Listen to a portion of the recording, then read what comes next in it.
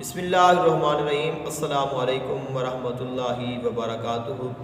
اگر کسی شخص کی بیوی یا اس کے جو بچے ہیں، اس کی اولاد ہے، وہ اس کے ساتھ صحیح نہیں رہتے، ان کا رویہ اس کے لیے اچھا نہیں ہے، اس کی فرمانبرداری نہیں کرتے، اس کی عزت نہیں کرتے، اس کا احترام نہیں کرتے، اور اس میں کوئی ایسا نقص بھی نہیں ہے۔ بعض دفعہ ایسا ہوتا ہے کہ انسان میں خود کمی ہوتی ہے، خود کوتاہیاں ہوتی ہیں، خود اس کی جو حرکتیں ہیں وہ اچھی نہیں ہوتی، اور وہ اولاد یا بیوی پریشان ہو جاتے ہیں، اس سے نفرت ہو جاتی ہے۔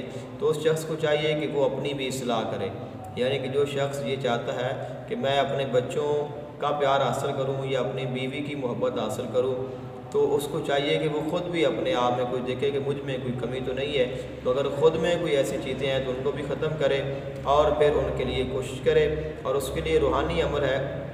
قرآن مجید فرقان حمید کے 19ویں پارے سورہ فرقان کی آیت نمبر 70 ہے، ربنا ہب لنا من ازواجنا وذریاتنا قرۃ اعین واجعلنا للمتقین اماما۔